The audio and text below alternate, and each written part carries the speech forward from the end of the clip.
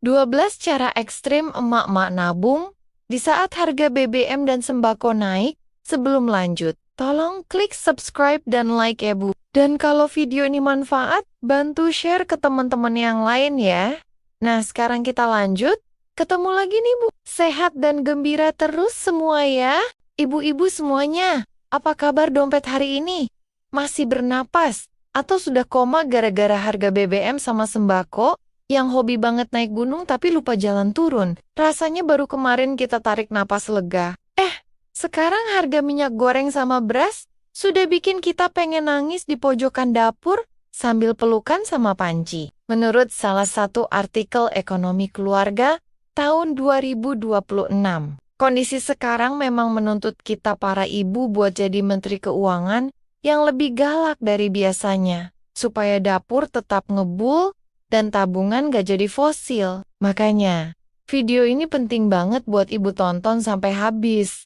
Karena saya mau bagi rahasia tentang 12 cara ekstrem emak-emak nabung yang mungkin terdengar agak tidak masuk akal, tapi sangat logis buat menyelamatkan masa depan kita. Yuk kita bahas satu persatu gaya hidup pejuang rupiah ini dengan santai sambil ngopi tanpa gula. Biar hemat ya ibu-ibu. Cara nomor 1 adalah melakukan diet listrik secara ketat dengan mencabut semua colokan yang tidak terpakai.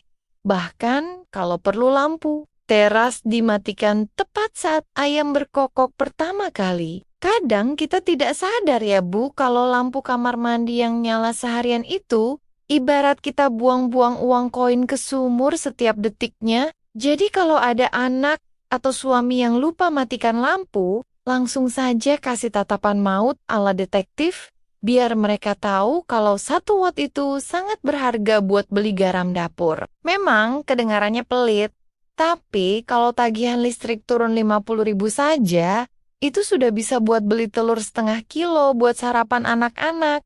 Lanjut ke nomor 2, yaitu memotong kemasan sabun cuci muka atau odol yang sudah mau habis sampai benar-benar bersih tak bersisa di dalamnya. Ibu-ibu pasti paham kan rasanya menggunting plastik kemasan, lalu kaget, ternyata di pojokannya masih ada sisa yang bisa dipakai buat 3 hari ke depan. Ini bukan sekadar hemat, tapi ini adalah seni perjuangan seorang ibu yang tidak mau rugi 1 sen pun hanya karena kemasan yang sulit dipencet. Jangan malu kalau teman lihat, karena yang penting wajah kita tetap glowing tanpa harus sering-sering check out pesanan di toko daring. Nomor 3 adalah mengganti tisu dengan kain lap handuk bekas yang dipotong kecil-kecil supaya tidak perlu beli tisu berulang kali dalam sebulan. Bayangkan saja kalau setiap anak kita bersin pakai tisu, itu uang ribuan terbuang begitu saja ke tempat sampah,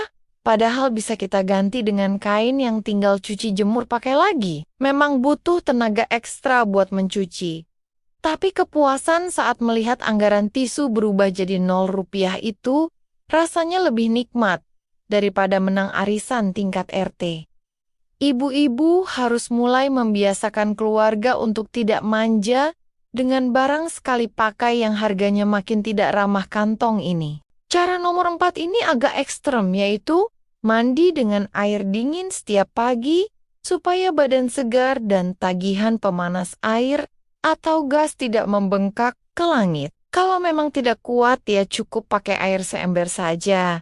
Jangan berendam di bathtub, seolah-olah kita ini putri duyung yang tidak punya cicilan bank. Mandi cepat itu selain hemat air juga hemat waktu, supaya kita bisa segera lanjut mengerjakan tugas negara seperti menyetrika baju segunung yang sudah menunggu. Percayalah Bu, kalau kulit kita akan terbiasa. Dan tabungan gas akan tersenyum melihat aksi heroik kita di kamar mandi setiap harinya. Nomor 5, yaitu membuat aturan ketat dilarang jajan di luar rumah bagi seluruh anggota keluarga, kecuali kalau ada yang mau bayari atau dapat gratisan. Masak sendiri di rumah itu jauh lebih murah. Meskipun menu tempe sama tahu diolah jadi berbagai macam rupa supaya anak-anak tidak bosan dan merasa makan di restoran mewah. Kita bisa bikin nasi goreng ala hotel bintang 5, padahal isinya cuma sisa nasi semalam dan bumbu dapur seadanya Yang penting, rasanya juara. Dengan begini, uang jajan anak yang biasanya habis buat beli cilok bisa masuk ke celengan ayam buat cadangan bayar uang sekolah semester depan. Urutan nomor 6 adalah mengumpulkan koin receh hasil kembalian belanja yang sering dianggap remeh padahal kalau dikumpulkan bisa buat bayar pajak motor. Ibu harus punya satu toples khusus yang ditaruh di tempat tersembunyi supaya tidak diambil suami buat beli rokok atau jajan kopi di pinggir jalan. Jangan remehkan uang 500 atau 100 perak karena mereka adalah tentara kecil yang siap menyelamatkan kita di akhir bulan saat dompet mulai sekarat. Kalau sudah penuh rasanya bangga sekali pas ditukar ke bank atau minimarket karena jumlahnya bisa mencapai ratusan ribu rupiah tanpa kita sadari. Nomor 7 yaitu mematikan data internet di ponsel kalau lagi tidak dipakai atau saat kita lagi sibuk masak di dapur, biar kuota tidak terbuang percuma. Kadang kita suka keasyikan, lihat video lucu, sampai lupa kalau kuota internet itu harganya sudah mau menyalip.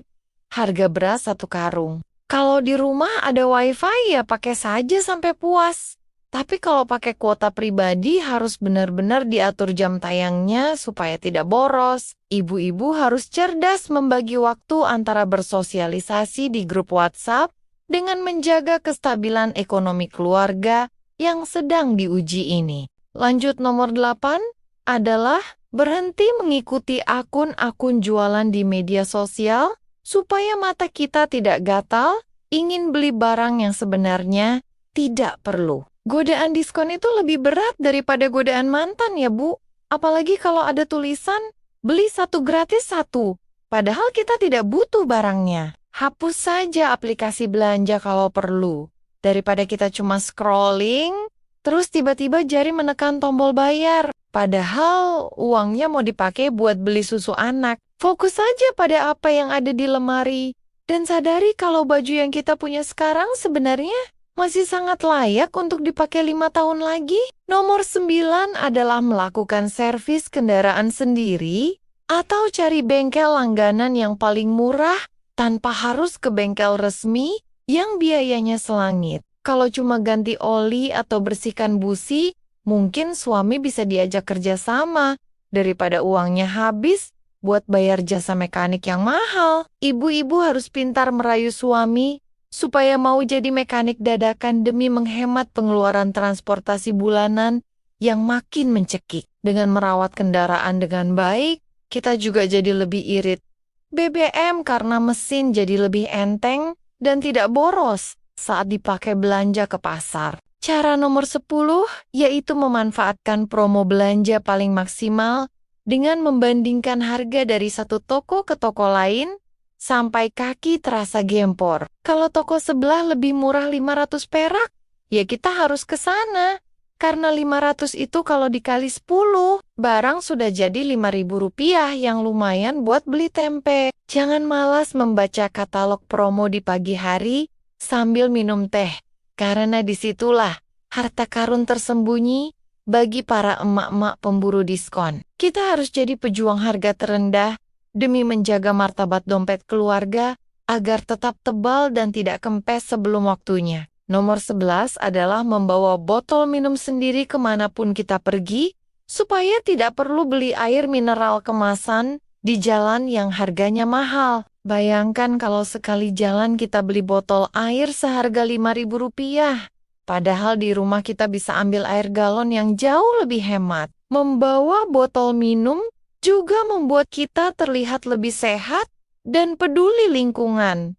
Meskipun alasan sebenarnya adalah karena kita sangat sayang pada uang recehan. Jadi jangan malu bawa botol besar di dalam tas, karena itu adalah simbol kecerdasan finansial seorang ibu di era kenaikan harga ini. Terakhir nomor 12 adalah menunda beli gadget atau barang elektronik baru sampai barang yang lama benar-benar hancur dan tidak bisa diperbaiki lagi. Tidak usah ikut-ikutan tren punya ponsel kamera 3 kalau fungsinya cuma buat foto makanan yang nanti juga dimakan sendiri sampai habis. Pakailah barang sampai titik darah penghabisan, karena nilai sebuah barang bukan dari kemewahannya, tapi dari manfaatnya bagi kelangsungan hidup kita. Dengan menahan diri dari godaan teknologi, kita bisa mengalihkan uangnya untuk investasi atau tabungan emas yang nilainya jauh lebih stabil daripada harga barang elektronik. Kesimpulan dari semua aksi ekstrem ini sebenarnya adalah tentang bagaimana kita menghargai setiap butir keringat yang dicari oleh kepala keluarga dengan penuh perjuangan. Memang kadang kita merasa lelah harus serba irit dan perhitungan, tapi ini adalah bentuk kasih sayang kita supaya keluarga tidak kelaparan di masa depan. Sedikit autokritik, mungkin kita pernah terlalu gengsi dilihat tetangga, padahal kondisi keuangan lagi goyang. Tapi sekarang saatnya kita jujur pada diri sendiri. Hidup sederhana itu tidak hina. Yang hina itu adalah hidup mewah, tapi hasil berutang ke sana kemari hanya demi pujian yang sifatnya sementara. Mari kita tetap optimis menghadapi badai kenaikan harga ini dengan kreativitas dan semangat pantang menyerah khas emak-emak Indonesia yang sudah teruji. Zaman, ingat ya Bu, kalau badai pasti berlalu dan setelah kesulitan pasti akan ada kemudahan.